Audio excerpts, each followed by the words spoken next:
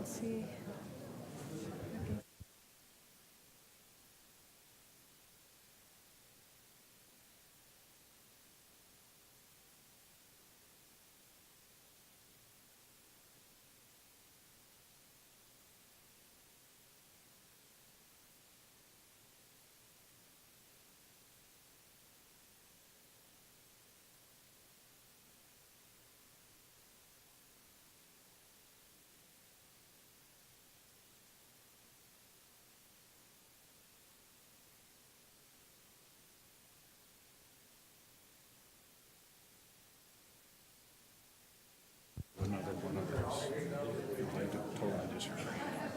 If I get out, I'll to tell you. Okay. Good morning, everyone, and welcome to the second final day of our Board of Regents meeting. I would like to bring us all back together and convene. And before we resume our committee meeting, I would like to ask Chancellor Ron Larson to come forward for a short announcement.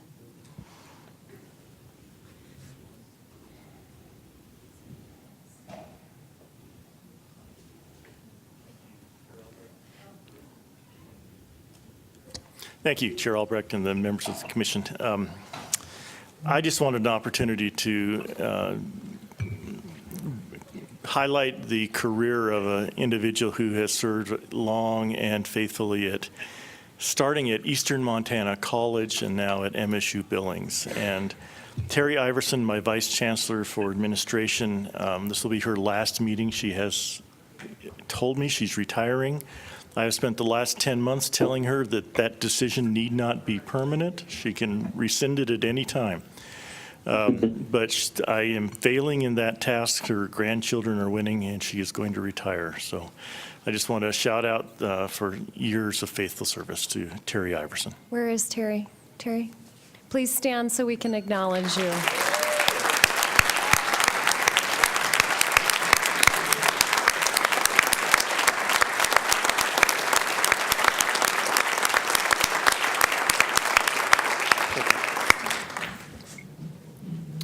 Thank you, Chancellor, and our sincere thanks, Terry, for your years of service and your commitment.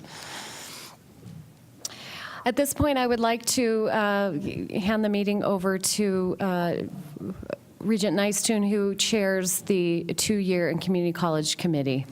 Thank you, Chair Albrecht. What a pleasure it is to be here on the campus of Montana State University to conclude our autumn meeting. We have 3 items today on the 2-year Community College Committee, which should go rather quickly. Some very good information that is before us. The chair will take a little prerogative and rearrange the order of the items today. We're going to start with Complete College Montana update because we have a guest joining us via the television, the internet, as well as second item will be the rollout of statewide pathways program, which will be a joint presentation with OCHI and OPI, as well as we'll conclude with the I Graduate Montana initiative. So what I'd like to do is call upon our friend and colleague, Deputy Commissioner John Seck, to lead us in the discussion with regards to the Complete College Montana update. John? Thank you, Mr. Chair and members of the board. I'll ask Heather and Amy if Bruce is on, if we can bring him onto the screen, and then I will introduce him. Welcome, Bruce. Good morning, everyone. And I'd like to ask everyone if they could indulge us and for just a few minutes, please set your computers to airplane mode so that we protect the bandwidth and we don't have challenges like we had yesterday. So just take a moment and set your computers to airplane mode, please. So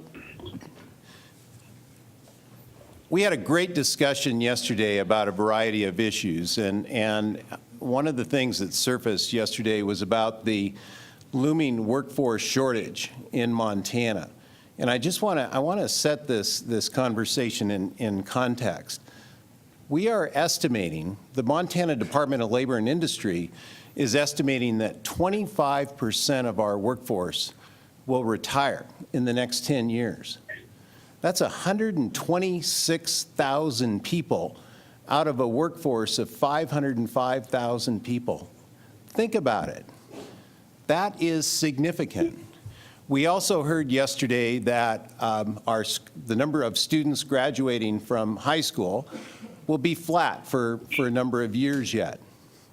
We also know that we're an aging population. We're the fourth oldest state in the union right now. We're soon going to be the third oldest state in the union. So we are standing at the edge of a potential workforce abyss. And the work that we're doing here in the Montana university system in improving graduation is absolutely critical. We also heard yesterday that about 6 out of 10 Montana high school graduates go on to college. And about 4 out of 10 go to college in the Montana university system.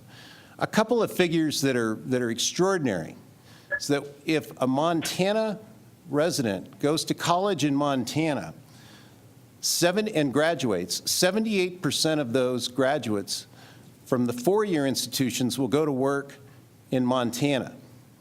86% of the resident graduates from the two-year institutions will go to work in Montana. That's a significant return on our investment. So one of the initiatives that we've launched, in fact, we launched in 2013, thanks to Governor Bullock and this board and Commissioner Christian, is Complete College Montana. And Complete College Montana is an initiative focused on student success and student completion. We hosted a summit thanks to support that we received from Complete College America, Tom Sugar and Bruce Van Dahl and others, on the campus of the University of Montana on October 25th. We had about 150 people representing all public higher education in the state and 6 tribal colleges. Dr. Yarlott, thank you very much for your support. It was an extraordinary day. I'm happy to report that as a result of that summit, that all of the MUS institutions have committed to implementing and scaling the game-changing student success strategies that CCA has recommended. So, Bruce, I'm going to turn it over to you, but thank you to you and to President Sugar for your support.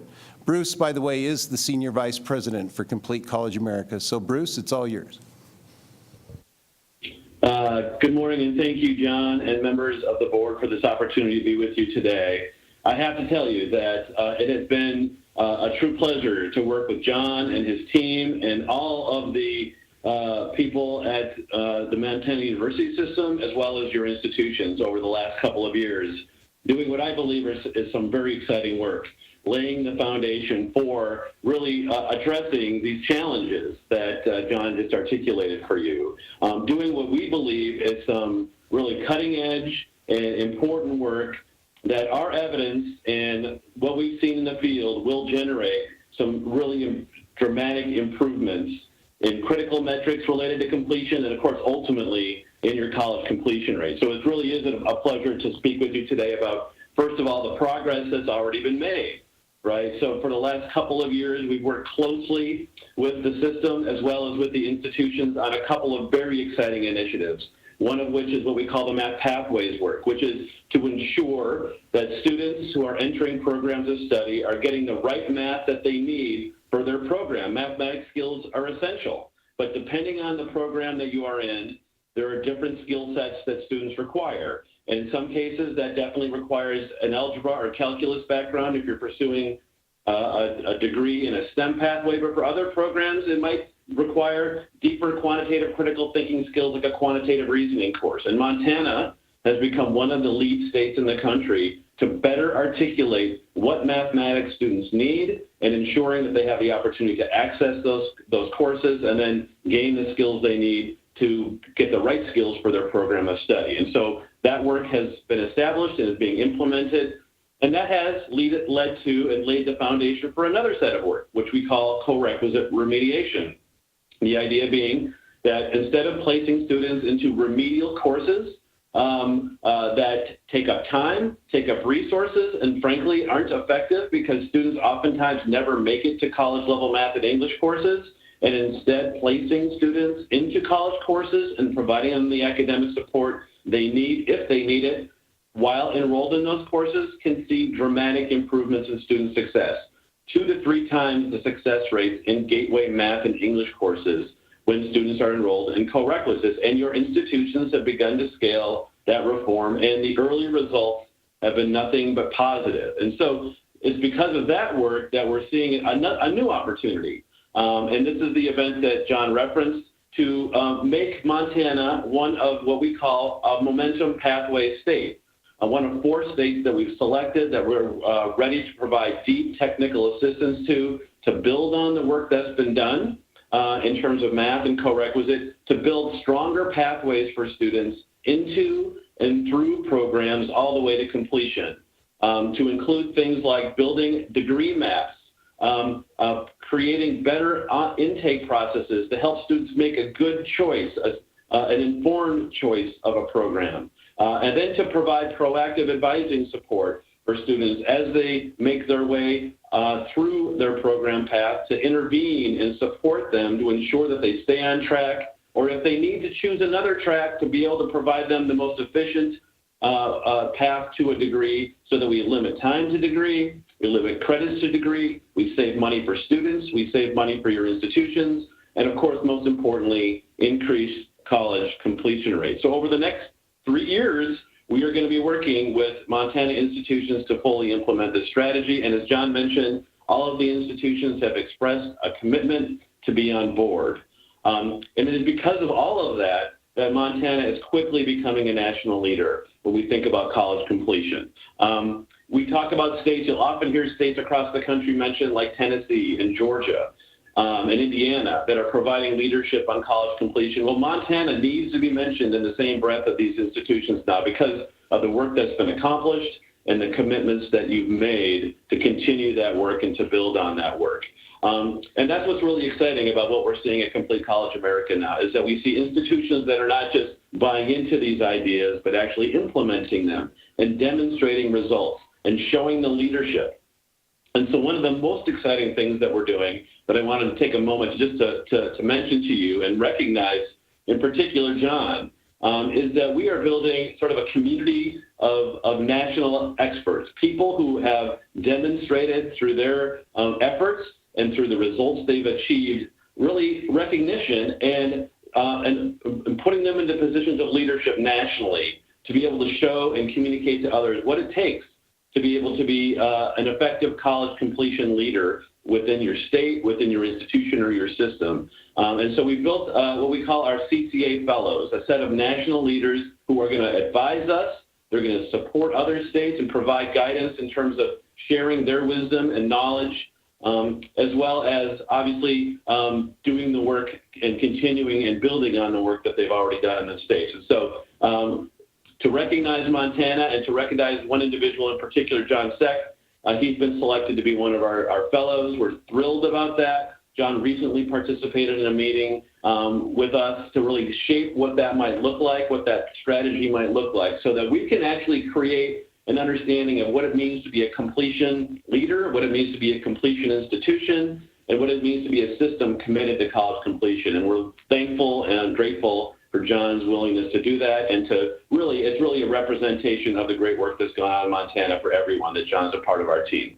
So with that, I want to once again thank you and tell you that we're very excited and looking forward to working on this initiative, and have very, very high expectations, and also hope that we're going to see some really exciting results in the very near term, working with each of your institutions in Montana. So with that, I'll just pause and say thank you once again. Thank you, Bruce. Deputy Commissioner Seck, comments before we take questions and comments from the regents and the campuses. Thank you so much, Bruce. And I just want to take a moment to express my sincere appreciation to the campuses for their hard work. And you'll hear from those some of the campus representatives here in a few minutes. And I also want to give a shout out to Mr. Eric Rose, who's done a lot of heavy lifting in our office with our Complete College Montana efforts, and as well as the other OCHI team So thank you. Thank you, Deputy Commissioner Seck. What I'd like to do is take just a moment of time. In your handouts, you will see the Alliance Compact Scaling Standards and so forth. It's a handout that, while the guy on the first page looks like Greg Gianforte, it's not. Okay, let's be clear about that. But down into the packet, there is a Game Changer Strategies page that looks like this. I know it's tough for those folks on TV not to see it and so forth. What I'd like to do is call the Regents' attention to the 5 items that are the game changers, and Bruce alluded to them, the math pathways. Clearly, that as well as the co-requisite types of information is so critical for us here in Montana. Far too many of our students are remedial math courses their first and last college experience. That needs to change, and we are here in the state of Montana, especially for those that are coming out of the workforce onto our campuses. Again, far too many remedial math courses are the first and last chance of college students, prospective college students. The 15 to finish, I was on campus here not long ago with President Cruzado, and as she greets students, she asks them all the time, how many credits are you taking? Are you taking 15 credits or more?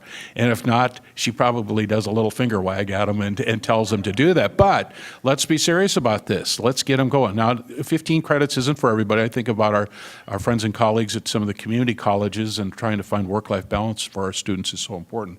But I think it's important that we as campus leaders really engage in this 15 to finish type of initiative. The guided pathways is an important part of this process as well as returning adults. Let's figure out ways we can provide prior learning assessments and credits for people that are returning to the campuses, but they have a lot of institutional knowledge about their particular job and so forth. I think about the military students that are trained, that know a lot of this. Why aren't we giving them credit for that? So if Regents, I'd encourage, and campus leaders, to pull out this particular page and look at that. And this ought to be really a foundational piece for our university system as we look ahead here.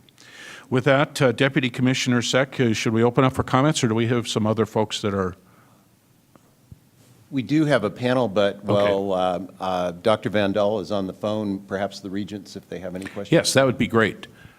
Questions for Bruce this morning from the Regents campuses? I have a question. Chair Albrecht. Bruce. Bruce, I would like to know, as you obviously have the perspective across the nation on these efforts, what are the biggest barriers that keep states from successfully implementing these best practices, and what do you see that's unique so we can have within Montana that is enabling us to have success? Sure. I will say that from our experience about what it takes to really not just implement, but to scale these reforms, there's some essential things that I think are very important. One is, of course, and probably at the top of the list, is leadership. You need to have system-level leaders, state-level leaders, and institutional leaders that are fully bought into these strategies and really make it their business to make a statement and to work with their institutions, work with their faculty, to really set a goal, right? To say, we have committed to these strategies. We need to be able to scale them. We need to put a date on the calendar where we're going to shoot to scale those reforms, and we're going to be very clear about what we mean by scale, by articulating it, right? So that's the very first thing. Once you can establish that objective and really circle a date on the calendar, then you can begin to get to work in terms of meeting that goal. But then the next piece is that those leaders need to be able to provide the support that the campuses need. Sometimes that's really just technical assistance, clarity about what needs to happen, how it needs to happen, and finding ways to get any support that they need to be able to really understand what it's going to take and what it requires to implement. And then the third thing is really about then empowering the faculty, empowering your student services staff to do the work and to provide support And frankly, that next piece is professional development and training for all involved so that they understand what the best practices are to do it effectively, and then to implement the reform. Next is then to evaluate, build an infrastructure for how you're evaluating the results from your efforts, improving upon them, looking very carefully at your data to see if there's any groups of students that are being left behind, particularly traditionally underserved populations, students of color, low-income students. You need to make sure that that the reforms are benefiting all students, and then taking the steps necessary to ensure that that happens.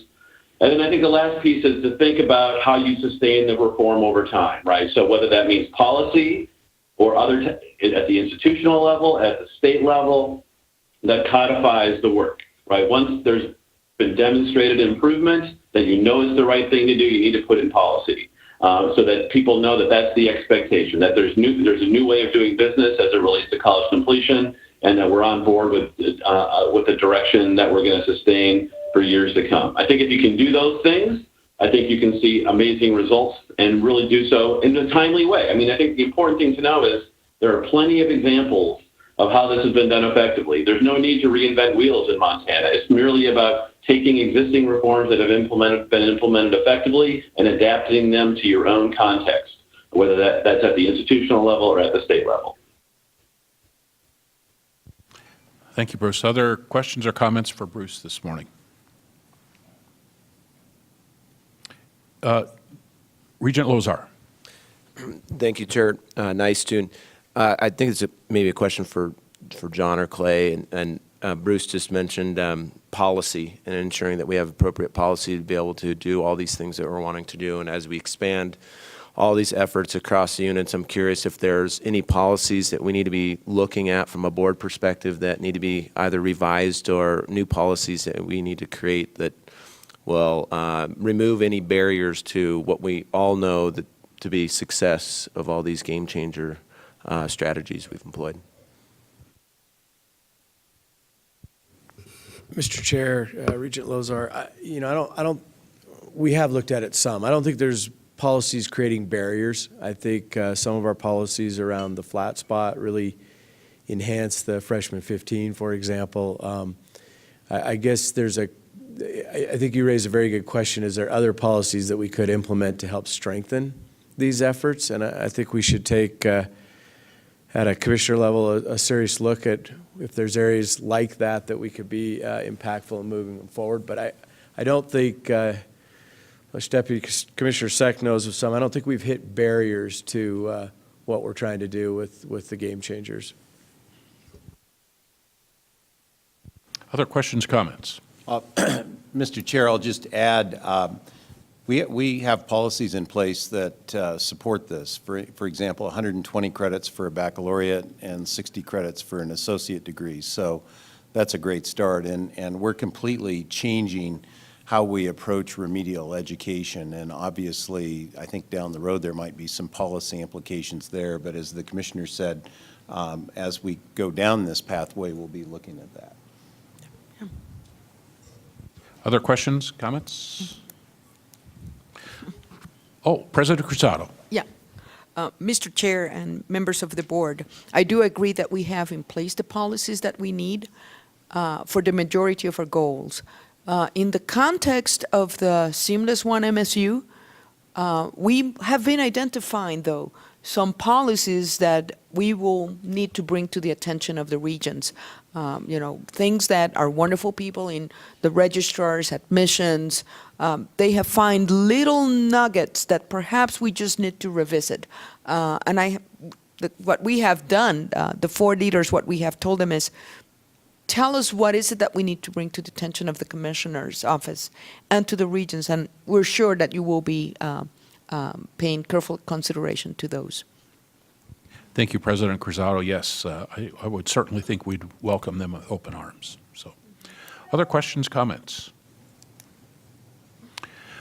Should we bring our panel aboard Absolutely. here? We have Mr. Rose, who will introduce the panel, and he will also unpack some of the work that we're doing with this effort. And again, I just want to thank Dr. Van Dahl and President Sugar for their support. So I'll turn it over to Mr. Rose. Did Bruce go away? Is he still on the line? He's still on the line. Okay, Bruce, stay on the line as long as you can, and hopefully can participate in our panel as well. So thank you. Eric, good morning. Good morning, Mr. Chair, members of the board. Thank you very much, Deputy Commissioner Seck, for the introduction. Today with me I have Associate Provost Nathan Lindsay from the University of Montana, as well as Associate Provost David Single from Montana State University. And a little bit later they will really highlight some of this nation-leading, game-changing student success strategy implementation that's occurring here in Montana. But before that, I'd like to talk about the three broad game changers that Montana is now tackling. So in the past couple of years, we've focused on really math efforts, and then through math pathways and then into co-requisite remediation, we've braided in remedial English efforts. But the next steps really will be looking at freshman 15 to finish, which is a credit accumulation goal, and that's going to really focus on marketing strategies and advising strategies. With our flat spot, how can we encourage students who are currently taking 12 credits to instead take 15, especially freshman students, to get them on a path to graduate in 4 years, starting their first semester. We know that 12 credits a lot of times seems attractive at the outset, but we also know that getting 15 credits also increases retention.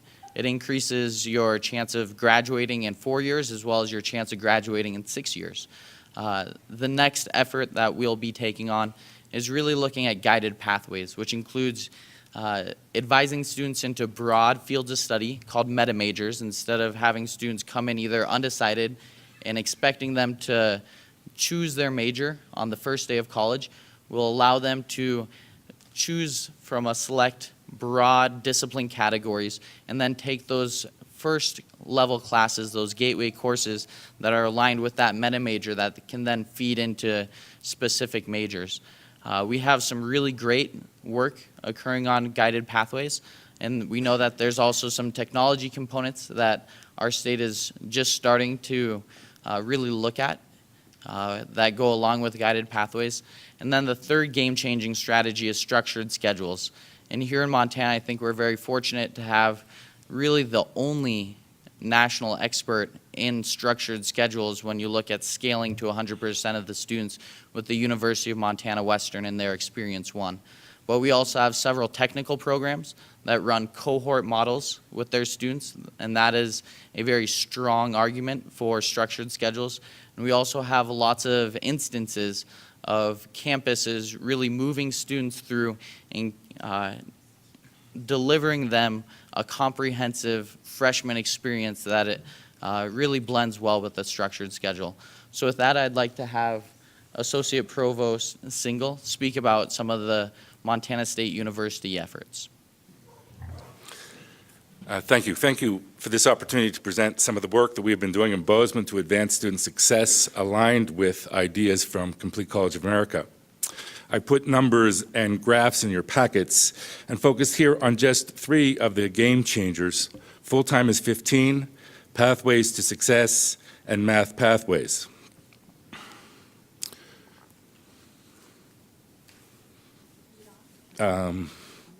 I'm pressing the button as instructed, but it's not advancing. Would you just advance the slide, please?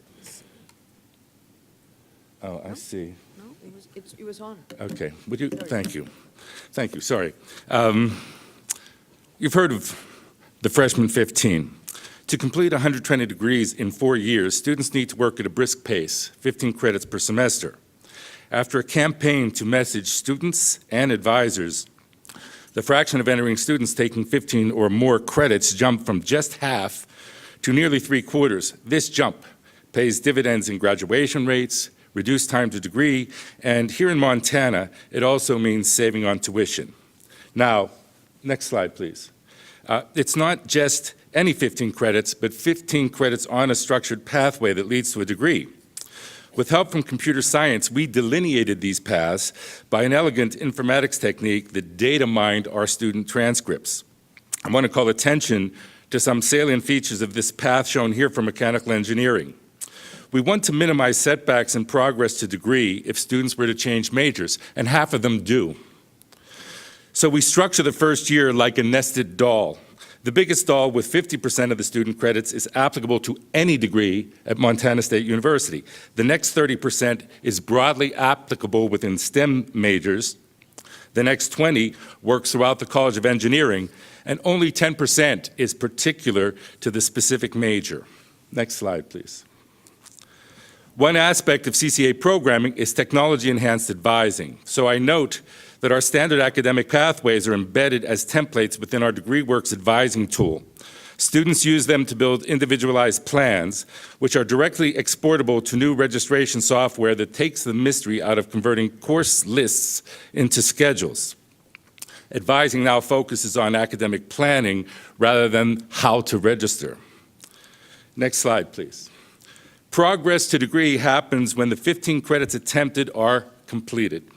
Often the greatest challenge that we've heard is entry-level mathematics, especially for students placed at the developmental levels.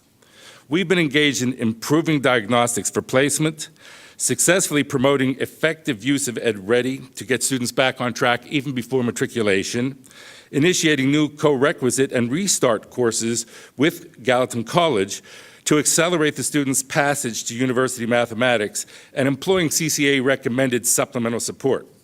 Moreover, faculty have implemented innovative flipped classroom pedagogy with dramatic increases in pass rates in entry-level math. Next slide, please. So to conclude, we've enjoyed measurable improvements in credit accumulation rates and success in university mathematics that have had a distinct impact on 4-year and 5-year graduation rates. They've jumped nearly 10 percentage points over the past 5 years. These successes benefit our students, who increasingly graduate on schedule, saving time and money. And I want to acknowledge the partnership with CCA. It helps keep the spotlight on issues of student success, helps accelerate implementation of best practices, and provides a real impetus for scholarly work. I have references in your packet and on the next slide that advances fundamental knowledge in student success science. Thank you. Thank you, Associate Professor Single. Next, we'll hear from the University of Montana's Associate Provost Nathan Lindsay. Chair Nystuen and members of the board, I'm very excited to share with you a number of our game changers at the University of Montana.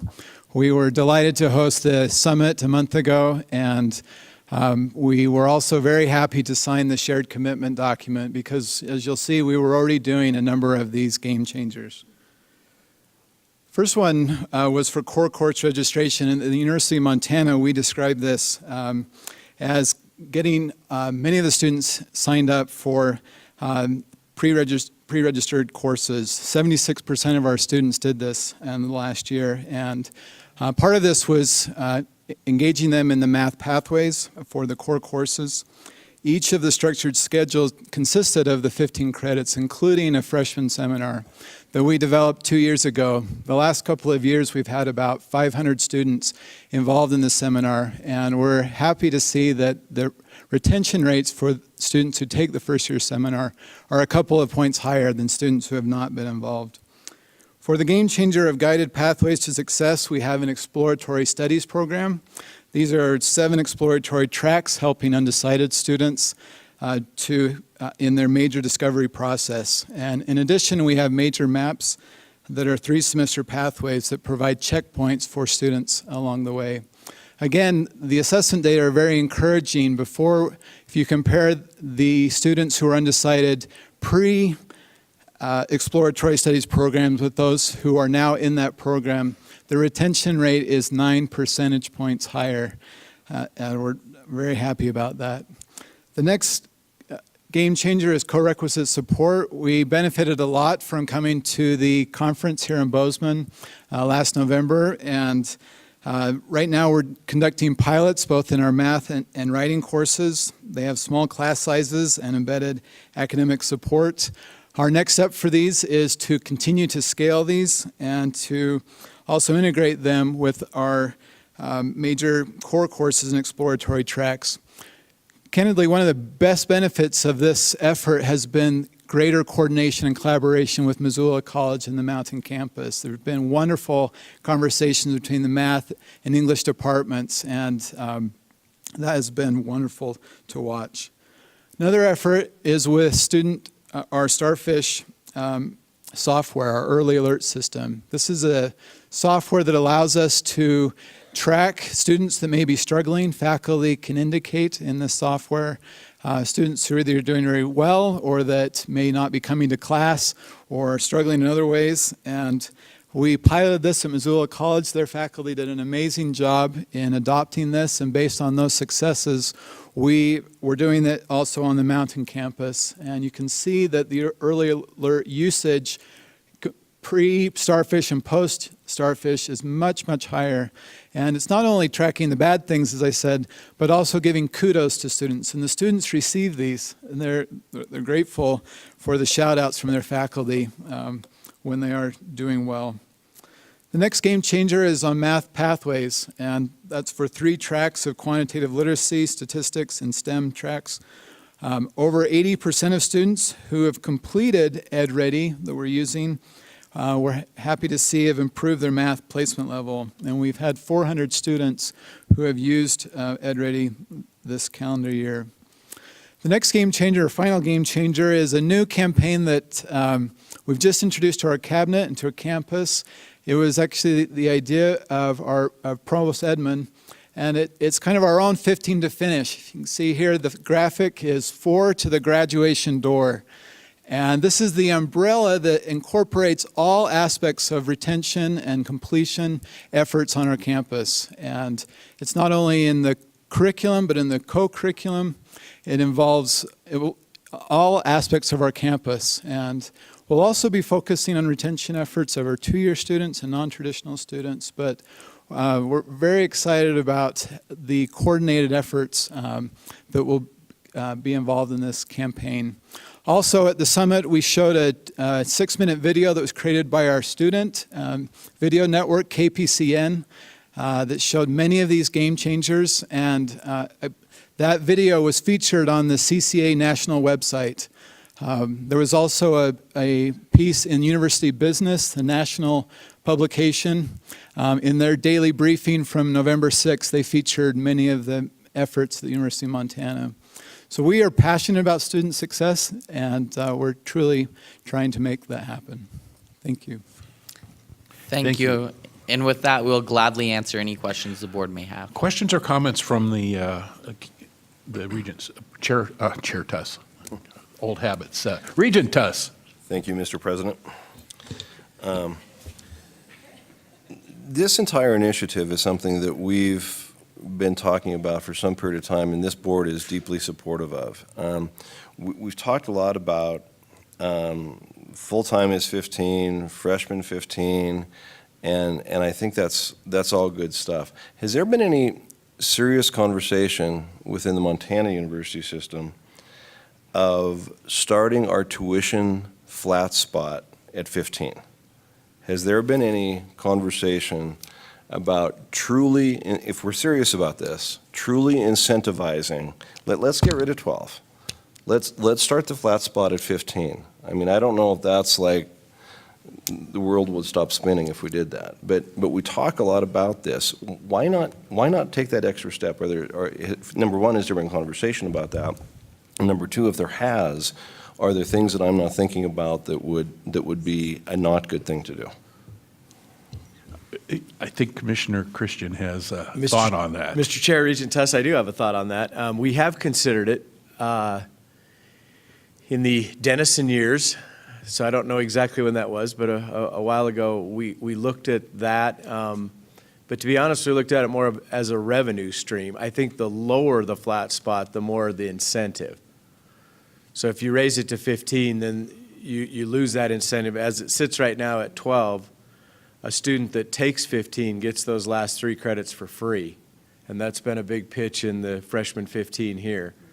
Actually, the lower the flat spot may be, would encourage students to take more credits, not less. You lose that incentive if you move it up to 15.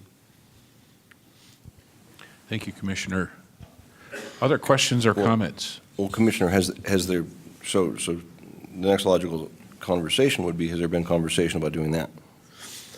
Mr. Chair, Regent Tuss, yeah, some. I think then, so we didn't do anything with it, obviously, but, I think then you get into a conversation about whether that would be applied universally across a system, that you've got two-year education and other things where that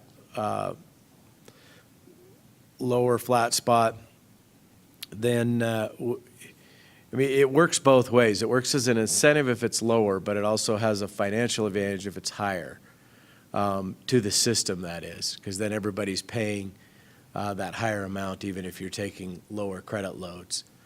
We did look at it, and ultimately we didn't do anything at that point in time, but I think it's something we can certainly look at. Frankly, we have a good research in CCA, and we could talk to those guys some. We're going to be at a CCA convening next week and can get some input from Bruce's team and others on whether manipulating that flat spot in other systems has been advantageous or not for incentivizing more students to participate.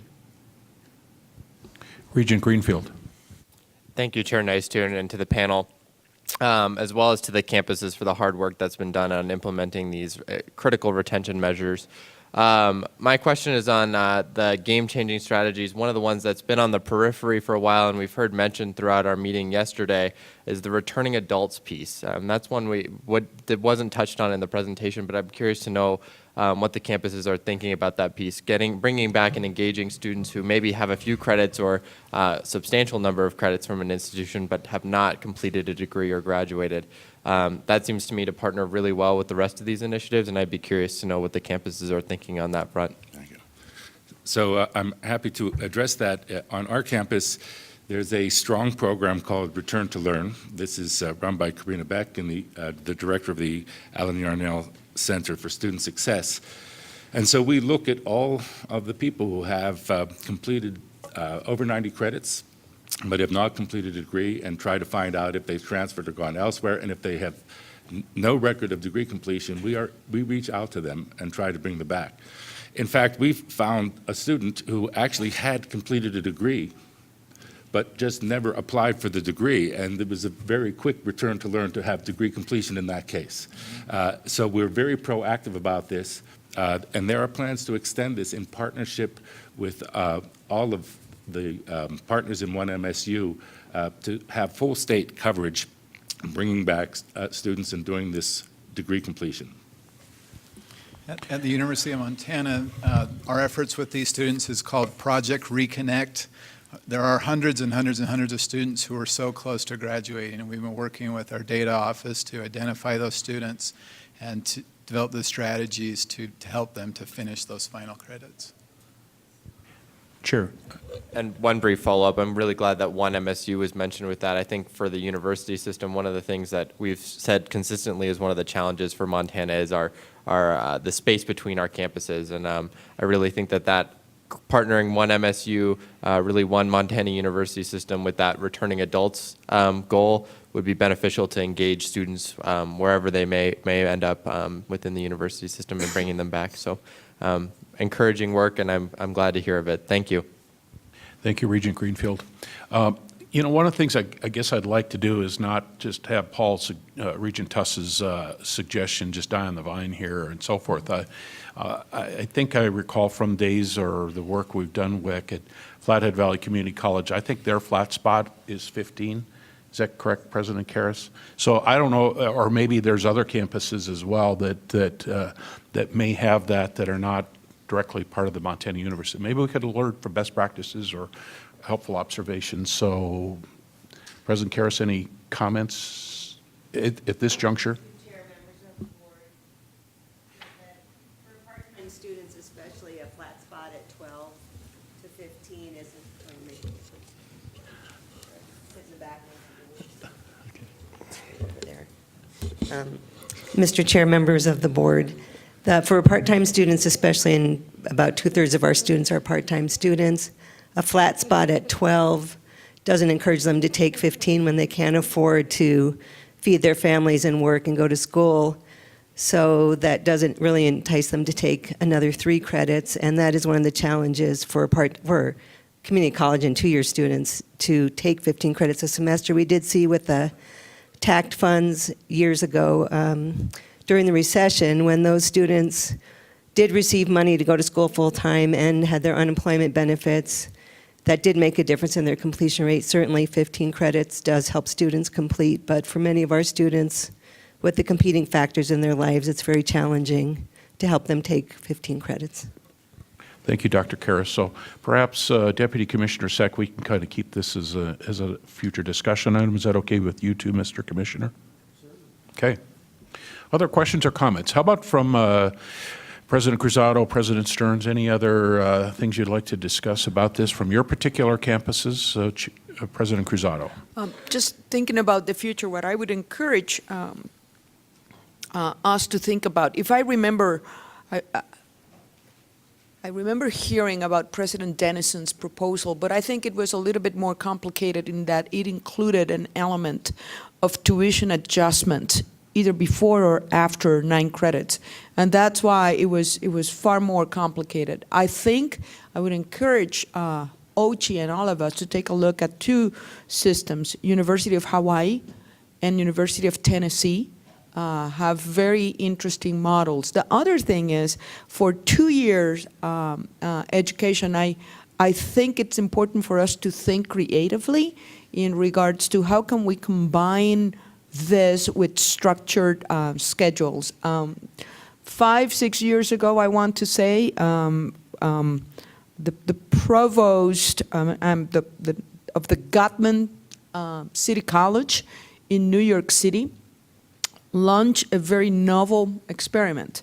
And that was students signed this contract, and this is in New York City, where students have many difficulties as well.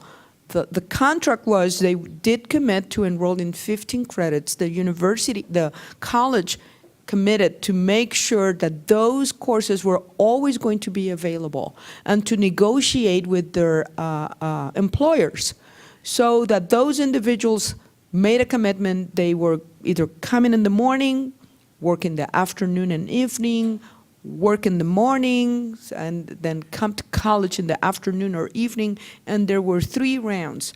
And the results that they are getting are absolutely impressive.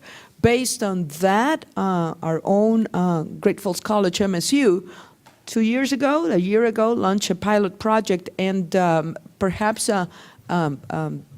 Dean Wolf can give us some preliminary results about that pilot.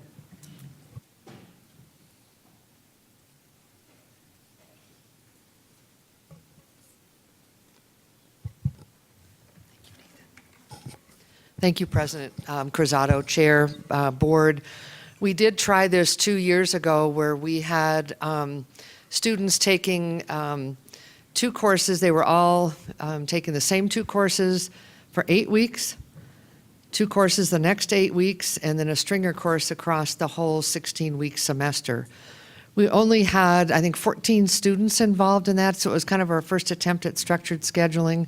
They actually did quite well. But there were other issues that we're still trying to figure out how to wrestle with those, and financial aid is one of those. If you give all the financial aid for the first, for the entire semester, and they come the first 8 weeks and then leave, then we have to get that money back. And so there are just some of the logistics we're working on. Now this year we are looking at it differently. We're doing more of a cohort-based across the whole 16 weeks, but recognizing that students who are in Gen Ed courses or who have not chosen a meta major, as Eric talked about, they don't ever have anybody to make them accountable. Students in welding and nursing, they're with the same students, the same faculty forever, it seems like to them, and the students hold each other accountable. For the undecided student, they don't have that peer support. So we're really looking at how we can create that. Thank you, Dean Wolf. Other questions or comments? President Stearns. Yes, if I could comment. First of all, I just love these presentations from both UM and MSU, and I know of great examples occurring, throughout the system as well. because as all you all know, I never retire and I keep getting recycled at different units and programs, so I do know these things. One of the things that in some way eventually that one MSU evolves into one MUS that I really think, and I've kind of thought for a long time, we should give some thought to, but your question and yours, Regent Tuss, prompts me to just throw it out here. You invited it, I think. And that is, we have known for probably at least 10 years that the state of Montana has, give or take, 140,000 some college, no degree. And that's what you're talking about. That's what they were just talking about. Our version of working on that is Project Reconnect, and all of us have something of our version. But I think perhaps a one MUS version of that could or should be have 3 strands that would take us actually physically into communities where we, over the course of the next year, instead of just going to civic leaders and high school superintendents and principals in our counties to say, would you please help us support the 6 mil levy? Instead, we go to their communities and say, do you know that in Yellowstone County there are X students who have some college, no degree? And here's how a consortium of our colleges and universities are prepared, given wherever they started, to help them finish that. And we don't all have to send an advisor online or otherwise to think about that. So I guess I challenge us, I think, and then when we're there, oh, by the way, we can stop at the local editorial board or wherever it is to encourage support, because this is what we do as a Montana University system, and we could collectively move the dial from that 140,000 to 120,000 to 100,000 or whatever, fewer and fewer who have some college but no degree. And I think we could collectively build on the good example of one MUS or one MSU and make it one MUS, and cause it also to help expand our footprint as a public servant and an essential utility for the state of Montana. Thank you, President Stearns. As we draw this segment to a close here, we want to thank Director Rose, our Associate Provosts. A special thanks to Dr. Vandal for his work and his efforts in this regard. And what I want to do, though, is Deputy Commissioner Seck started out with a conversation about the importance of educated workforce as we go forward. As a private sector guy, I call attention to the Montana Chamber's new Envision 2026 strategic plan, and it has to do with their #1 goal, based especially on the economy in Montana, as we've all witnessed here this past year or two. Their #1 goal is workforce development, promoting and supporting strategies to provide a qualified workforce. And they have a special note in there about creating the dialogue between our university systems, our education systems, and the business community. So I think that all of this is truly game changers. So with that, I want to thank you all for your participation. We have 2 other items to work towards. Rollout of a statewide pathways. Deputy Commissioner Seck. So let's thank Bruce too. Bruce, we'll let you go. Thank you for participating. Yep, thanks again. Thank you so much. Thanks, Bruce. We'll see you in a week or so. That sounds great. Bye now. Thank you.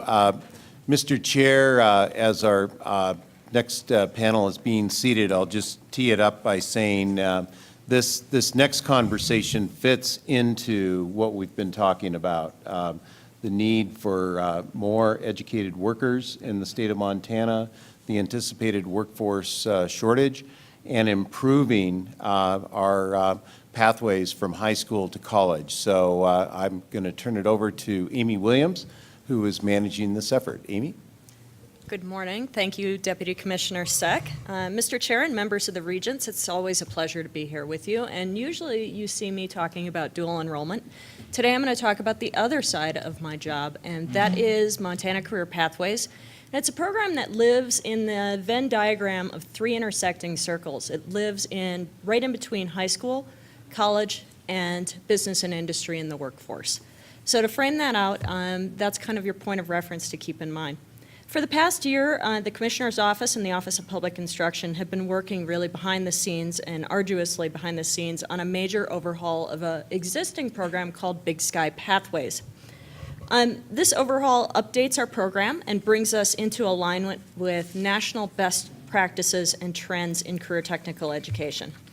I like to say that Montana Career Pathways is really the next evolution of Big Sky Pathways. We took a lot of time in building on the successes that we had seen in Big Sky Pathways, but clearly focused on the future with the new program. We worked very hard to improve clarity, the statewide applicability of this program, and the functionality of the college and career information that we're providing to students and parents, educators, and the public. We started our program rollout earlier this year in October, and we'll continue this work over the next 6 months. In the overhaul that we've taken on, there were basically 3 characteristic areas that we worked on. There was a public-facing piece that is the Career Pathways website, and that's focused on building understandable, scalable information that students and parents can use to explore career options that are in demand here in Montana. Then there's a functional piece, which is the Strengthening Montana Career Pathways grant, which is a change in our Perkins Reserve grants that are supporting teachers in building high-quality career pathways. We're helping Montana teachers enhance their programs, connect better with colleges, and add value-added activities that students really thrive under. Activities such as work-based learning, dual credit in career technical areas, as well as industry-recognized credentials. And then there is a teacher-facing piece, and I've got my colleague from the Office of Public Instruction, TJ Iyer, here with me today to talk about the way that they've worked to streamline pathways and how they're documented in secondary schools by leveraging the data that schools are already collecting and submitting to the Office of Public Instruction. And this is going to decrease the net burden on educators and school districts in accessing their local application funds through Perkins on the secondary side of the house. So next slide, please. Thank you. So I'd like to first talk about our public-facing piece, the Montana Career Pathways website. You can find it at, and this is important because we have not in this rollout yet linked to the landing page that OCHI has. So you can find it at mus.edu/MCP. The site was designed really intentionally to be information-rich, yet also visually appealing, dynamic, so we can update it, and clearly a digital resource with components that make it applicable for students that are in our state, statewide. There are many important aspects to this resource, but in my brief time today, I just want to highlight a few. And because screenshots really don't do it justice, although it looks really nice up here now, I would encourage all of you to go to mus.edu/MCP and explore, click around, and check out what we've put together.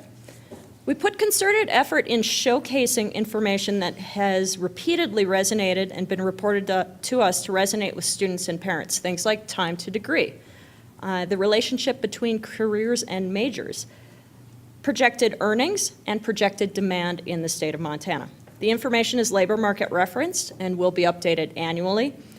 And we took care to highlight professions that are correlated to the typical type of education and level of education that's associated with that career. We put specific attention on 1, 2, 4, and even in some of these areas, graduate programs, so that we could identify what the continuum of opportunity is for students based on the level of educational attainment.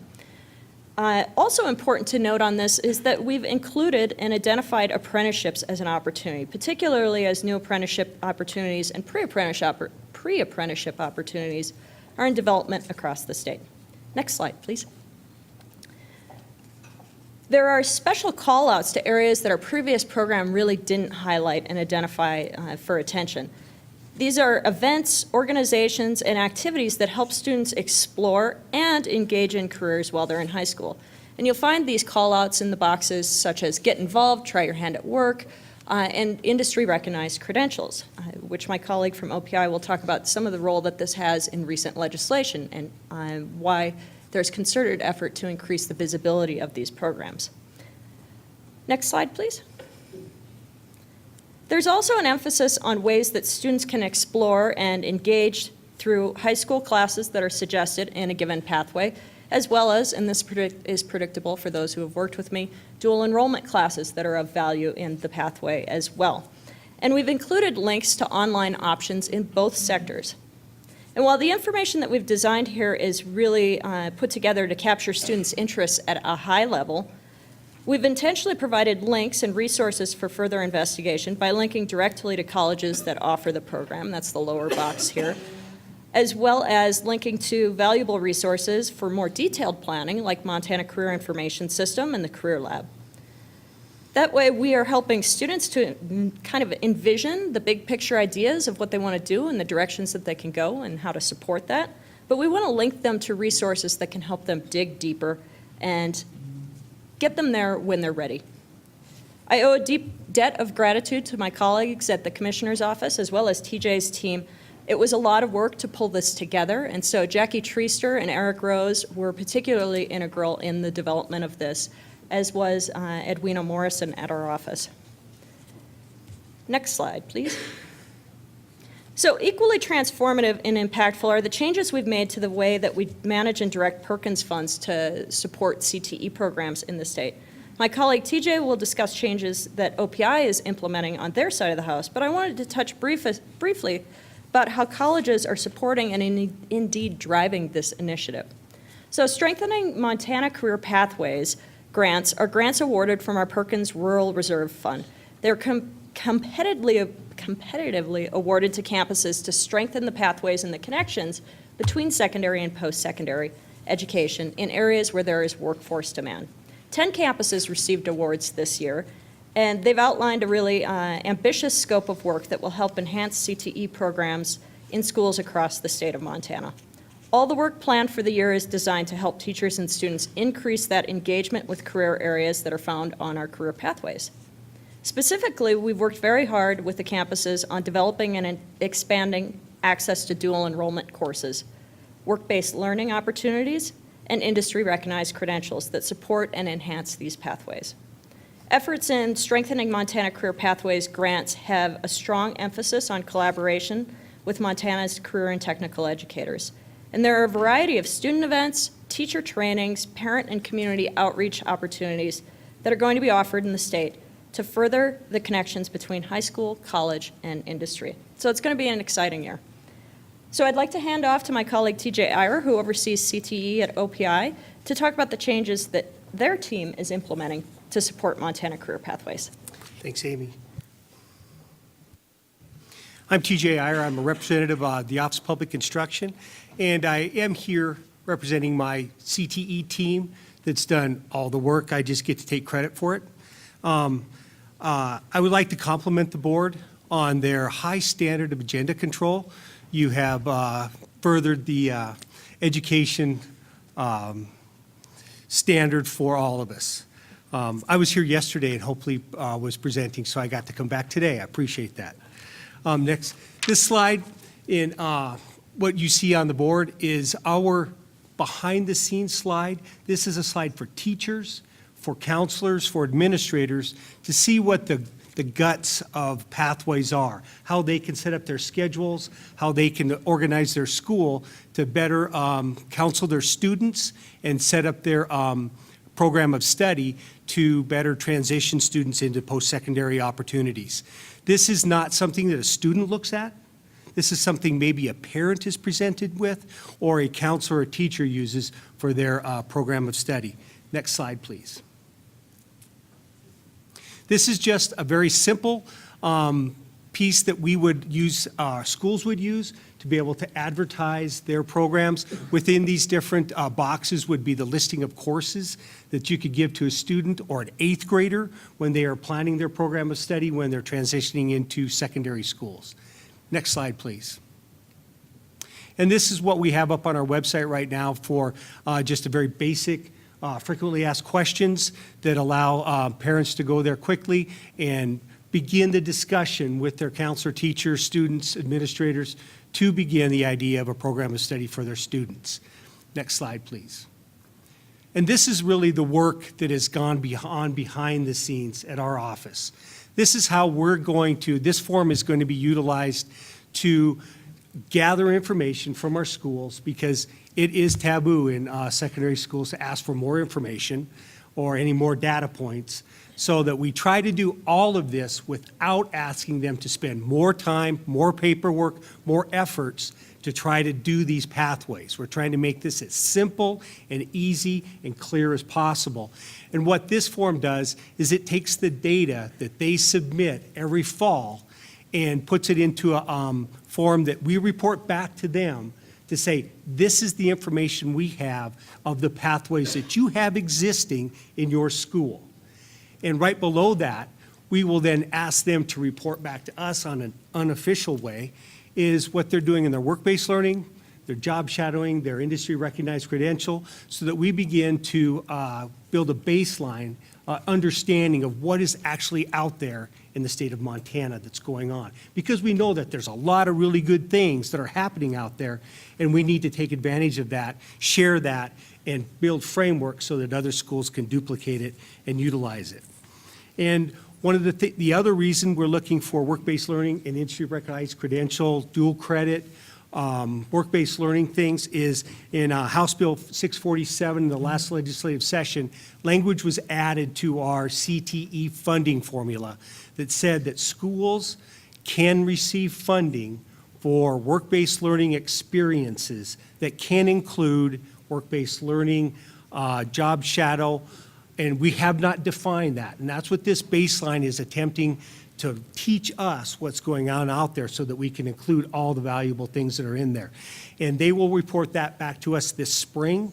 And then over the late spring, early summer, into summer, we will bring committees together to find the best way that we can include that formula that incentivizes those type of activities in our schools. Because we do believe this is where the real value comes with our students, where the real learning that they can apply, that they get from their core courses and things like that. What's really exciting that we really are looking forward to is we are starting a partnership with Park High School to take a cohort of 100 students, they're incoming freshmen this year, and take these pathways and all these things that we're trying to implement and implementing on the full school scale on this.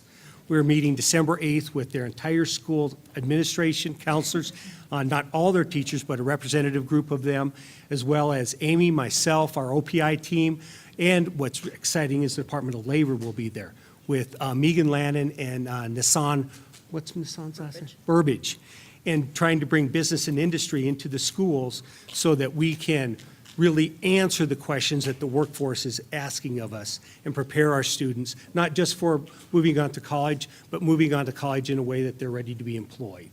And that's one of the things that we really like about this. And it's a way for us to test all of the different things that we think work well. What we can do, what we should do, what we aren't doing, what we will be doing. And this is our first test case in Montana that all students in the school will have pathways. And it's great, exciting work, as well as bringing in our business and industry partners as a full partner in this and having them lead the conversation rather than us leading the conversation on all of this. And with that, I, along with Amy, would entertain any questions you have of us. Any questions for our panelists? Seeing none, what I'd like, Regent Lozar. Thank you, Chair Nice-Tune. And thank you for the great presentation, TJ and Amy. This was fantastic. Obviously, a lot of momentum that you've built and sort of making a transition from Big Sky to MCP. And I've kind of went through the website and the programs of study. I was curious, the other component of this is the grants, and you mentioned the Perkins Rural Reserve Funds, and I was just curious what the sustainability of that source of funding is for this, it being a critical component of the success of MCP. Thank you, Regent Lozar, and I don't know if Deputy Commissioner Seck wants to jump in on here, but Perkins Rural Reserve Funds are a slice that's pulled off of Perkins. And then there is an executive team called the State Executive Leadership Team that meets a variety of times through the year to determine the direction of those funds. And they're partially controlled by the state plan for Perkins of the state of Montana, which really does prioritize the use of Perkins Rural Reserve funds towards connecting secondary, post-secondary, and industry together. So we had good guidance from that document, and so long as the federal funding stream is secure and stable on the Perkins side of the house, I don't see any major foreseeable issues in sustainability of this program. With that, shall we thank our panelists, Ms. Williams and Mr. Eiler, thank you for coming back to Bozeman today. So we sincerely appreciate that, Mr. Eiler, for your work here. With that, oh, and keep us posted on how things go in Livingston. This sounds very, very interesting. So the final item we have this morning is the I Graduate Montana Initiative. Deputy Commissioner Seck. Mr. Chair, before I introduce that, I just want to give a shout out to Mr. T.J. Iyer and our partners at the Office of Public Instruction, Superintendent Arnson and Dr. Tharp. They've been tremendous partners with this initiative. So T.J., thank you, and as I said earlier, I owe you lunch.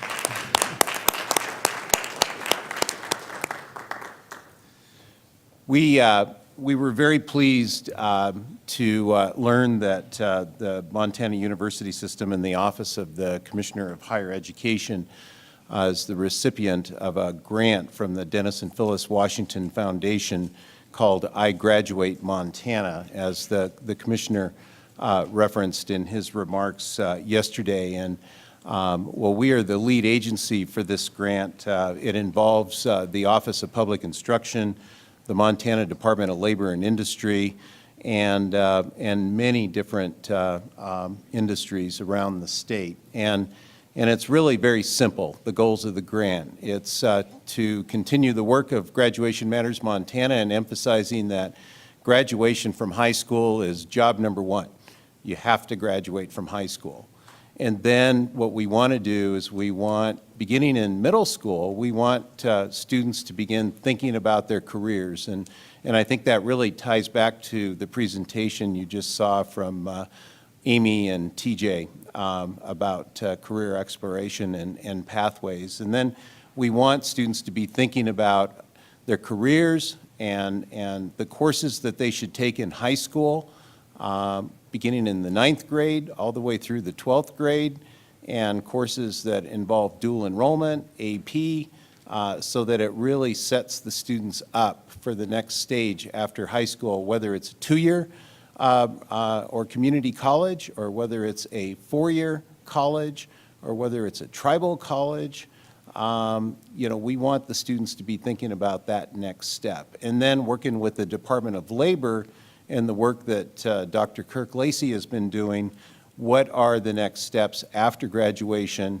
And then, of course, apprenticeship opportunities, which the Montana University System has done a great job over the past year in developing over 25 new and different apprenticeship programs, with 12 other apprenticeship programs on the planning board, working with the Department of Labor and the Governor's office on that. So it's a very exciting initiative. We are going to be holding 2 meetings in the Commissioner's office on December 11th and then another one on December 12th to accommodate folks, but we're having representation from across those bodies, as well as the campuses and business and industry, to basically have a retreat to plan the launch. And Mike Helligan will be with us for those events, and so we're excited about it, Mr. Chair, and we'll have more to report probably in March. Okay, thank you. I graduate.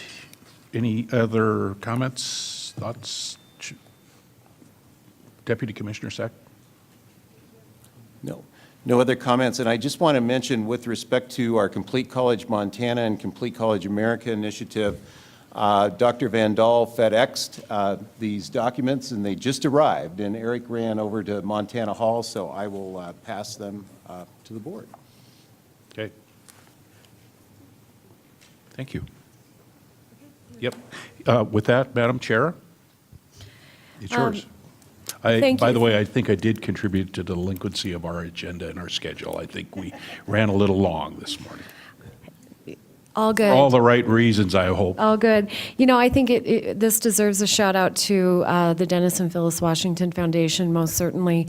As we know, we can all have outstanding ideas to move these efforts forward, but without the funding to back it and the belief, it makes it a little bit more, significantly more challenging. So we are very fortunate to have that kind of a partnership with the Dennis and Phyllis Washington Foundation. So at this point, we will be moving on to the action items shortly, but we have a very special individual on our Board of Regents. I don't know how else to say it. Regent Sheehy has a family that is very interesting in their musical abilities, and I'm going to go ahead and allow her to do an introduction with this interesting hobby that she has entertained us with over the years. Regent Sheehy. Chair, would you mind if I went to the podium closer to our recipient? Absolutely. Please.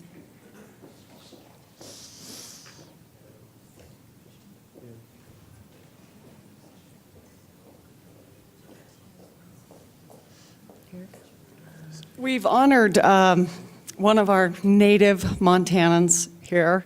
We've welcomed a new Montanan, but our host has also reached a milestone, and I don't know exactly when it occurred, but by service and longevity, at some point in the last year, I think, she became a true Montanan. She is one of us. It's something that we're stingy with as Montanans. So I asked myself, how could we mark this? And I think the only thing I could think of is that you need your own country western song. So I stole one from the Eagles. And I thought if you're getting a song, you need a real singer, and it should be someone for MSU. So I contacted Keith Kaufman, the head of the music department, and he got 2 students, a guitarist and a vocalist, and they have recorded your song for you. So I'm going to play you your song, and I know from Tyler Trevor experience that this can be hard. So I'm going to ask you just to sit back, take the 3 minutes, and listen to your country western song, and I'm going to sit next to you.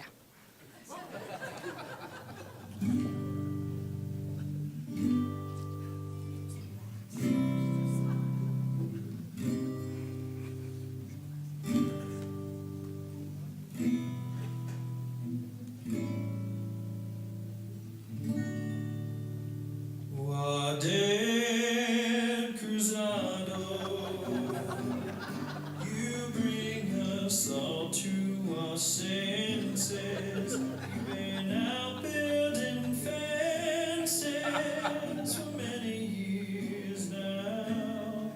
Oh, you're a wise one, and you always have good reasons. 'Cause what you do for MSU can help us somehow. Don't bet against the queen of the bobcat. She'll beat you if she's able. You know our queen is always a good bet. It seems to me many fine things are now laid across our table. 'Cause what we need, she goes and she gets. Waldeck Cruzado, you break down all our defenses. You've been out building fences for many years now. You're Montanan, a cat for all seasons, and what you do for MSU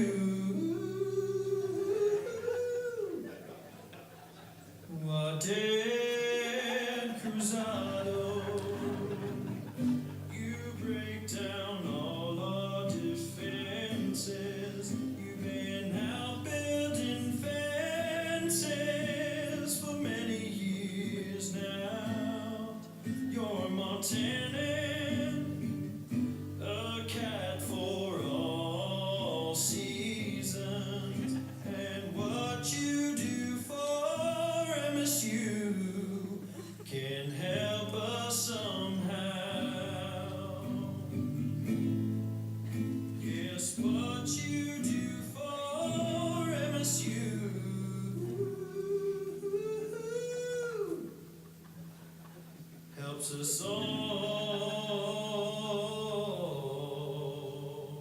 somehow.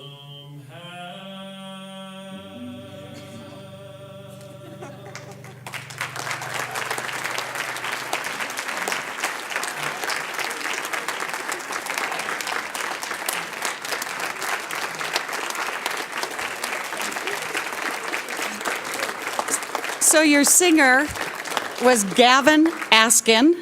Gavin Askin was the vocalist. He's a student here in the music department. And Josh McIntyre was pleased to play guitar for you, Wadette. Please, I can't imagine that you would let that go without some comments. God. President Cruzado. Madam Chair and Regent Sheehy, first of all, thank you so much for the song, for the composition, and for the incredible rendition from our MSU students. What a surprise. I will say, I have received recognitions in my life, but to be called a Montanan is the highest honor. If I may, I was going to ask for a moment today to express a sentiment, and that is, as you know, the island of Puerto Rico has been ravaged this semester. And it's a culmination of a 2-year period where on the personal side, it has been a time for losses. You know, this happens to all of us. I lost my mother, I lost my father, my father-in-law, my ex-former, my mother-in-law, my best friend, my dog. All those losses at the same time. And with Hurricane Maria, the outpouring of support that I have received from faculty, students, staff, alumni, not only at Montana State, that has been the most humbling thing. In this room, I have received, there are so many people that reached out to me. Even yesterday, Jane Karras or Beth from Montana Tech. And they always say, I have been thinking about you and your family. What can we do, right? And I have conveyed that message to my family members. And in spite of the what I called last night inconveniences of not having electricity or water for 70 days, please know that there are a great number of people in Puerto Rico who know a lot about Montana, who value what you do, who love this place, who come every summer. Haven't been able to persuade them to come in December yet. But it doesn't happen unless you have an incredible group of individuals, and the entire state of Montana is that way.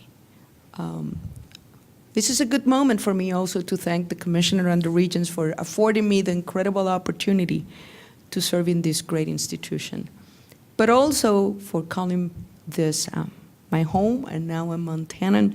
And as I have told my alumni, I can truly say that my Montana family and the family I was born in is now one and the same. Thank you so much.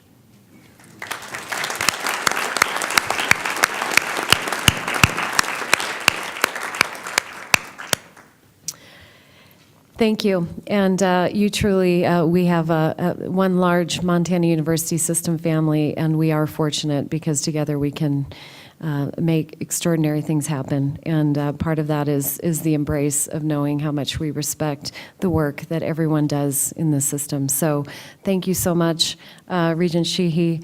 Your talents never cease to amaze me. At this moment, I would like to move on to the committee reports and action, unless we have any further. Okay. Commissioner. Madam Chair, I know I tried to kick him out early yesterday, but I think our newly elected president does have to catch a plane back home, so we will send him on his way whenever you need to go. Go ahead and go. Thanks for being here. We appreciate you attending this meeting in person before you're officially on board, and look forward to your return very soon, as I know President Stearns does, to take the helm in Missoula right around the first of the year. And again, welcome and congratulations.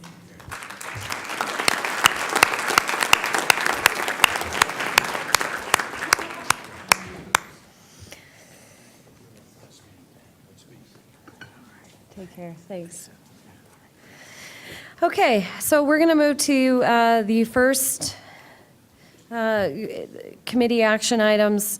As you will recall, yesterday we had the extraordinary privilege of conferring the Regents Professor Awards to two outstanding professors here at Montana State University. So for the action item, I will go ahead and move to Level 2 campus proposals. And please correct me if I'm wrong here, but I believe that on item C, that the updated vision and core themes was removed. Is that accurate? Okay. So I will go ahead and entertain a motion to approve item C, which will include establishing a Center for Translational Medicine at the University of Montana, Missoula, and the retitling of the School of Business Administration to the College of Business at the University of Montana. So moved. Motion made by Regent Greenfield. Any discussion from members of the board? Campuses? Any public comment? Seeing no further comment, I will call for the vote. All those in favor signify by saying aye. Aye. Aye. Any opposed, same sign. Motion passes.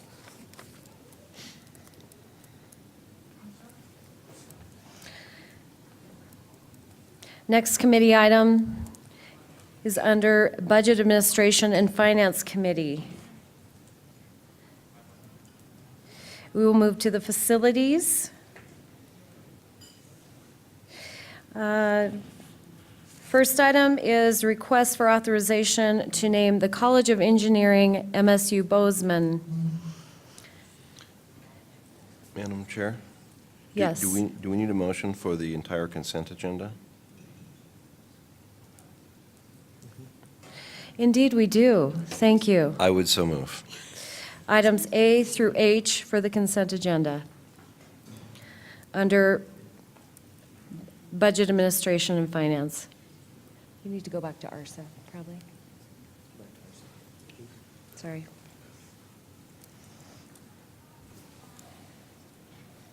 No.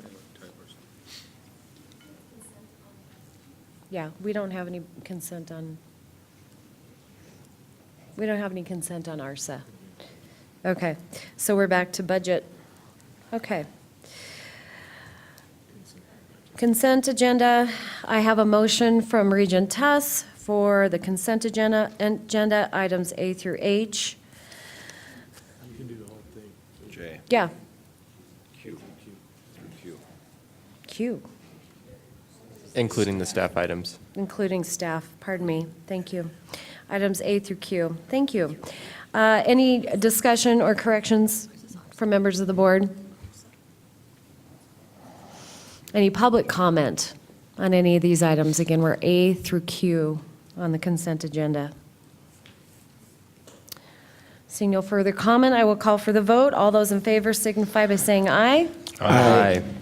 Any opposed, same sign. Motion passes. Thank you. We'll move to facilities item. Request for the authorization to name the College of Engineering MSU Bozeman. Madam Chair, I'd so move. Motion made by Regent Nystuen. Any discussion from members of the board?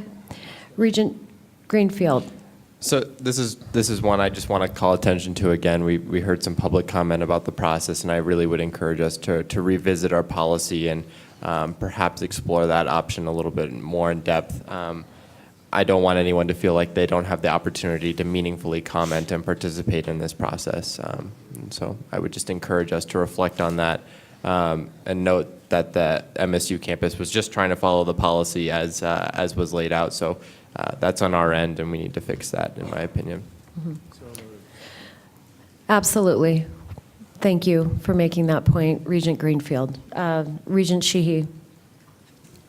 I want to echo Chase's remarks, and I want to say that I thought that the public comment on this was so respectful and did not diminish in any way from the incredible gift, the incredible gratitude, and the bestowing of this honor.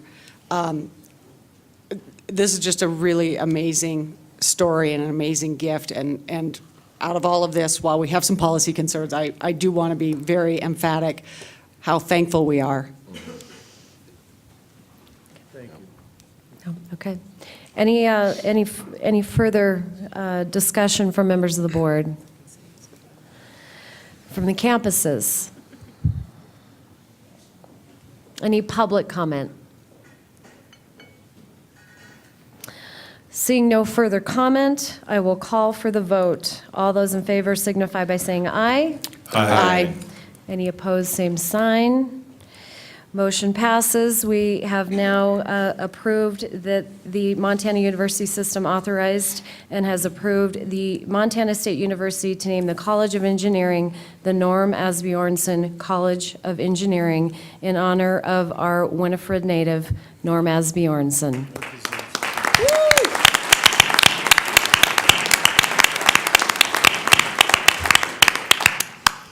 And again, I extend my gratitude to this extraordinary contribution. This is an exciting day. Our gratitude to Mr. Asbjornson.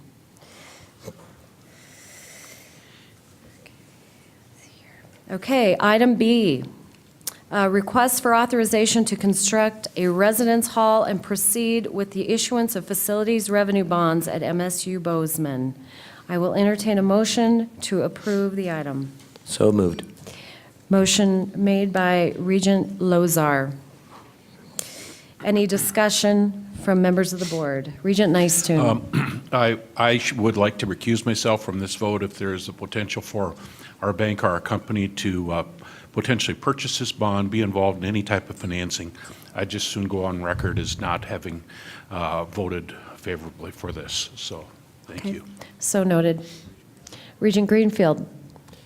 I just want to acknowledge the public comment we received on this from community members and students. I have received quite a bit of feedback from other students indicating how important this is to them and to this campus, and for that reason, I'm going to continue to support this project, and just wanted to note that and acknowledge the previous comments that were made. Thank you, Regent Greenfield. Other discussion from members of the board? Campuses? Any public comment? Again, we're on item B. Seeing no further comment, I will call for the vote. All those in favor signify by saying aye. Aye. Aye. Opposed, the same. And abstention from Regent Nystuen.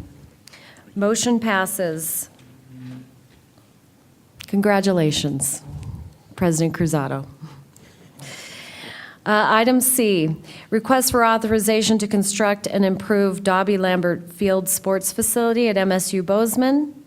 I would entertain a motion to approve. So moved. Motion made by Regent Greenfield. Any discussion from members of the board? Campuses? Any public comment? Seeing no further comment, I will call for the vote. All those in favor signify by saying aye. Aye. Opposed, same sign. Motion passes.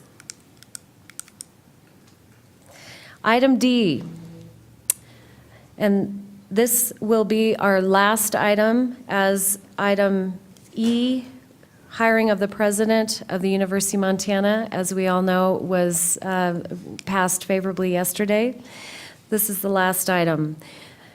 D, delegation of authority to approve employment contracts within the Board of Regents personnel policies 711.1 and 711.2 within the Office of the Commissioner of Higher Education. I'll entertain a motion to approve. So moved. Regent Lozar has made a motion to approve. Any discussion from members of the board? From the campuses? Any public comment? Seeing no further comment, I will call for the vote. All those in favor signify by saying aye. Aye. Opposed, same sign. Motion passes. Our two-year committee, we do not have any action items, correct? At this time, I will move to the next item on the agenda, which is the student appeal. We have an item on the agenda, which is our one student appeal. Members of the board, you have all received the commissioner's decision and the written appeal with the supporting documents submitted by the student. The issue before the board is solely to determine whether to hear the appeal at a later meeting. Board of Regents policy does not require the board to entertain these appeals if we are satisfied with the commissioner's review and decision. We need to remember that this appeal is confidential, so we will not be addressing the student by name or even identifying the campus involved, nor will we address the facts or the specific issues today. The sole issue today is whether any regent believes the issues addressed in the commissioner's decision needs further review at the board level. If you do not wish to hear the appeal at the Board of Regents level, it is not necessary to make a motion. A lack of action on our part will signify our decision not to hear the case. Are there any questions regarding this procedure before we go to the appeal? Okay. For this student appeal, I will entertain a motion to hear this appeal. Regent Sheehy. I move that we hear the appeal. There is a motion on the floor to hear the appeal by Regent Sheehy.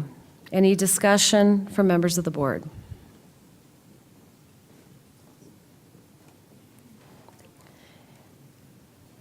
Any public comment? Seeing no further comment, I will call for the vote. All those in favor of hearing the appeal signify by saying aye. Aye. Opposed? Same sign. Aye. Amy, let's go ahead and call for the vote.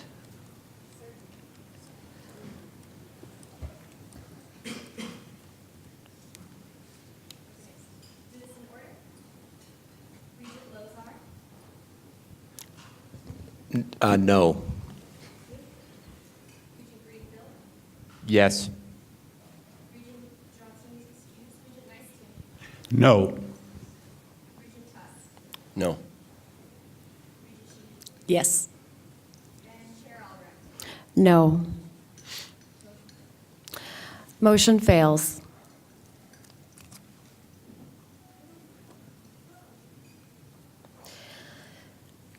At this moment, we will move forward in the meeting for public comment. Again, this is an opportunity for us to extend the opportunity for public comment.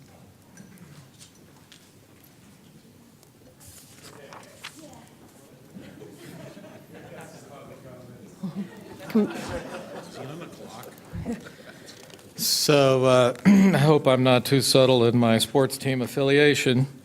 For the record, my name is Jeff Krause. I don't know, do I have to give my address? We do that at the commission meetings. Bozeman, Montana. We know where to find you.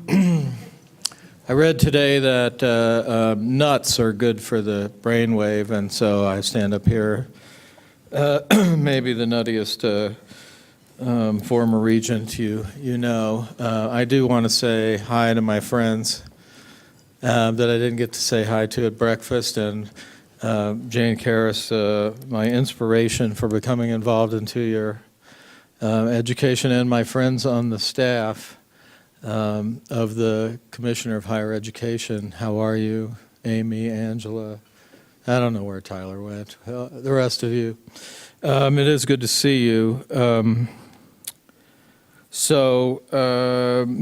guess you had some trouble parking last night downtown when you went to dinner, right? And having trouble parking downtown is a great thing for downtown, right? It is incredible that on a Thursday night you could not find a parking place downtown, right? That is a sign of an incredibly healthy city. And I mention that because you are having trouble parking your two-year college students where you park them now. And my words are my own, and I talk about this because I don't hear it talked about at all, and because I don't think it comes up at the Board of Regents. But you know, I told you this morning that when I first got involved with the College of Technology in Great Falls, in Bozeman, there were maybe 100 students there. They met in the basement of a city building. You had to register in Great Falls. You had to get all your paperwork through Great Falls, and then you you attended classes here in Bozeman. We didn't have a two-year effort. And through a lot of, I remember standing here asking the Board of Regents for a two-year college in Bozeman in a November, which I believe was Dr. Cruzado's first meeting, sort of like the new guy at UM flew in for the meeting, and we were shut down pretty hard at that meeting for a two-year college in Bozeman. And I think there's at least one person in the room that voted against us in those days. No, I'm not going to mention any names, but eventually, I think Dr. Cruzado and some of us prevailed, and we got Gallatin College programs, and then we got Gallatin College.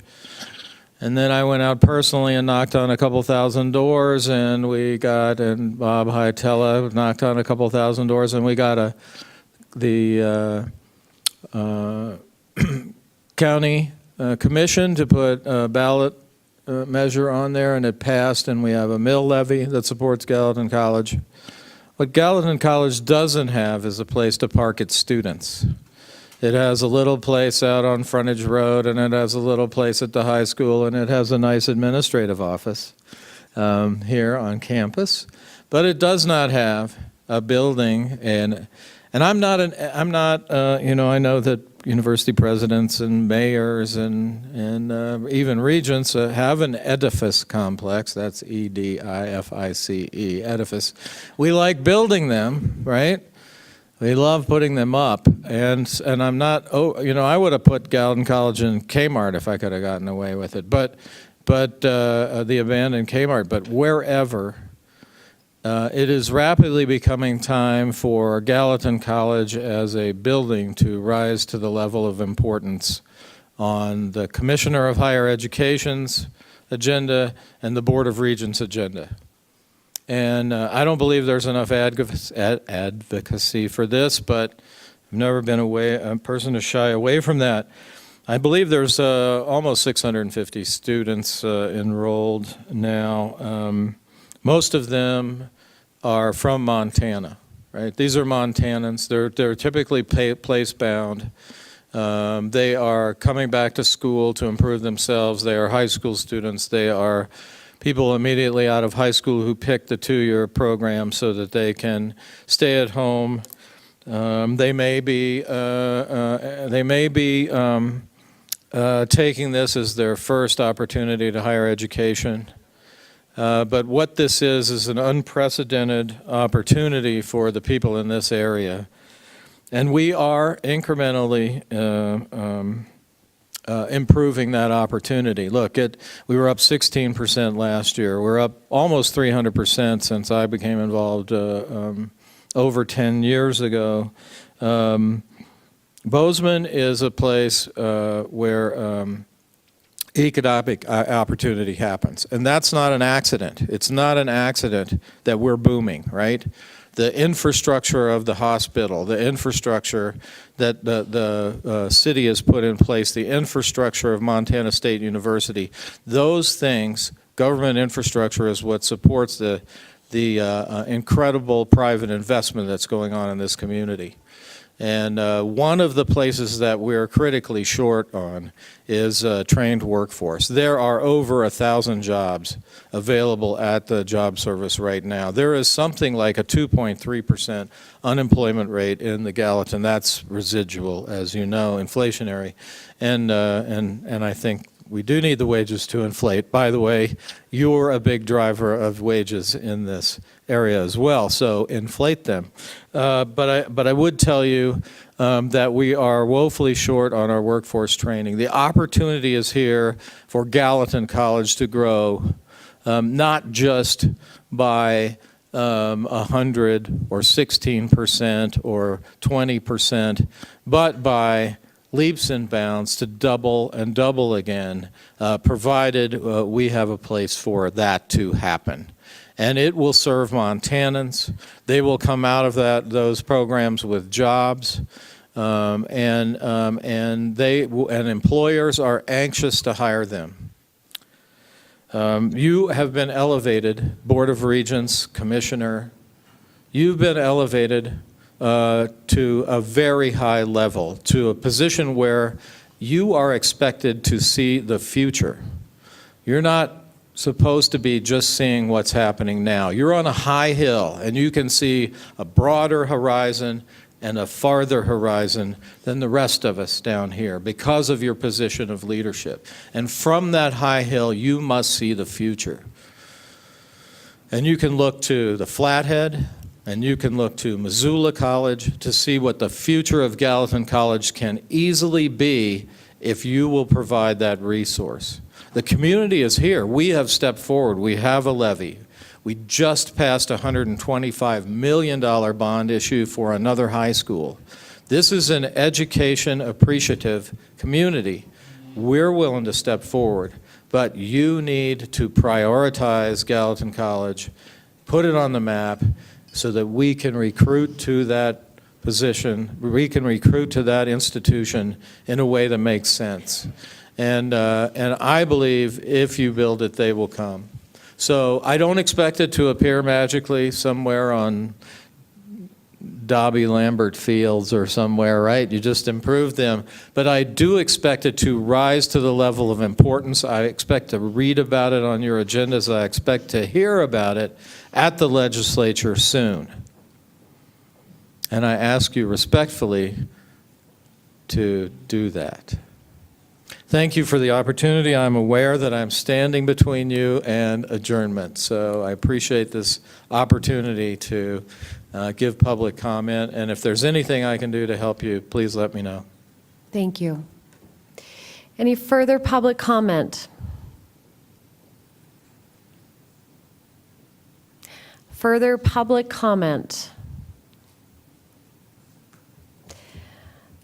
Seeing no further public comment, I will close this part of the meeting, and I would like to allow Regent Nystuen to make a short announcement before turning it back over to President Cruzado. Thank you, Madam Chair. Just a quick reminder that starting in January, late January, the Bureau of Business, Economic and Research does their annual road show to, this year, 9 different cities around the state of Montana to talk about Montana's economy. And again, I referenced earlier, the challenges our economy is having compared to some of the go-go years. This year, as in prior years, they focused on healthcare as an industry, energy, and so forth. This year, it's something near and dear to all of us in the room and out on the audience. It's the future of higher education in Montana. So each of the presenters this year will have an element as to how higher education plays into the future of Montana, our workforce, and beyond. So what I'd like to do is encourage all of you to visit the BBR website to talk about that. I guess the reason I'm tooting this right now is they've asked me to be the keynote presenter for the speech at the tail end of each of the sessions around the state here. I'm not looking for the glory or anything like that. They've asked me really, quite frankly, to do it as a business guy from downtown Main Street, Montana, to come and present this, as well as having a vested interest in the Montana Board of Regents. So you can go out to their website, but I just want to just quickly do a save the date on your calendars, January 23rd. Dean Baker, we're in Helena. Dr. Baker, we're in Helena. January 24th, Great Falls. January 26th in Missoula, January 30th in Billings, January 31st in Bozeman, February 1st we'll be in Butte, February 6th in Kalispell, March 13th we're going to Lewistown, and March 14th we'll be in Havre. And so this would be, I think, an opportune time for you to bring your boards, your foundation folks, your alumni, and people that do have a vested interest in higher education to a very informative seminar put on by BBR. You can go out to their website for registration. But again, it's on the future of higher education in the state of Montana. So thank you for that, Madam President. Look forward to seeing many of you around the state in January, February, and early March. Thank you, Regent Nystuen, and thank you for your commitment. You astound me, continue to astound me with your commitment and your efforts with that effort and many others. President Cruzado, did you have any closing thoughts? Sure. Madam Chair, members of the board, once again, I would like to thank you for coming to Bozeman and for allowing Montana State University to host this meeting. I also want to thank you for your support of the items that your university submitted. All of those items were of vital importance for all of us. I also think it's important for you to know that not only at Montana State University, every campus of the Montana University system works so hard whenever we have one of those items and we know that we're coming in front of the Regents. We really do a lot of legwork and want to make sure that we put our best foot forward and we present as much information to you in the most concise manner. To be respectful of your time. We do recognize your incredible service to this board. I also would like to thank so many people who helped us put this meeting together, from Maggie Hayes and Amber Vestal, Emma Dixterhouse, Tom Stump, and the incredible people from Culinary Services, and Butch for having us using this incredible facility. It is an incredible labor of love, and I want to start by saying thank you so much for representing Montana State University so well.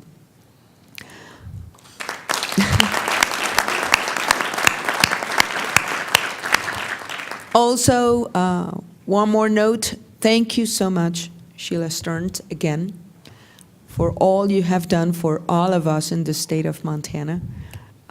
We have a debt of gratitude to you and to Hal. Actually, on the topic of being a Montanan, I have been doing my own historic research. I need to consult with Hal. There was, in the Lewis and Clark expedition, there was a Pierre Cruzat. I'm sure he's my ancestor.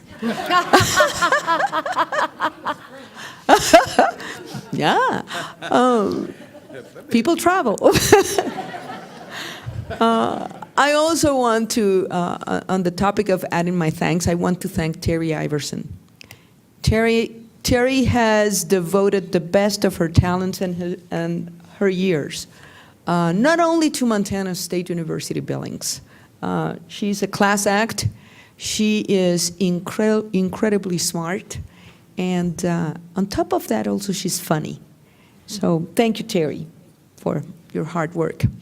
And on the eve of Thanksgiving, I just want to thank all our colleagues for the incredible job that they do for all the students of the state of Montana. Let's never forget why is it that this incredible system was created, right? To educate the sons and daughters of the working families of this state. Every family in Montana has great hopes about their sons and daughters, and they look at us as an opportunity to fulfill those dreams. So I want to personally thank you, wish you a very wonderful Thanksgiving Day. And with that, Madam Chair, there's a game tomorrow, I understand, and we are excited. Please hurry back to see us don't wait 2 years. Don't become a stranger, and please come back to see us anytime. And if there's anything you need from your university, please don't hesitate to let us know. Go Cats. Thank you. President Cruzado, on behalf of my fellow regents, we want to thank you for your incredible welcome. And this has been an extraordinary event here. So many things to celebrate. Thank you for always setting the bar so high and making us feel welcome at Montana State University. President Stearns, we wish you the very best, and we will cheer you on as you finish strong in that fourth quarter. Thank you for your commitment. It is remarkable. For all of you, continue to be advocates and ambassadors for higher education. We need you. We are grateful for your work, and we thank you all for being here. Commissioner, great work with your efforts with ensuring that we can sustain this work moving forward. Mr. 1%, we are grateful that that is the only thing that we will shoulder is only a 1% cut. Enjoy the next couple of days. Thank you all for being here. This meeting is adjourned.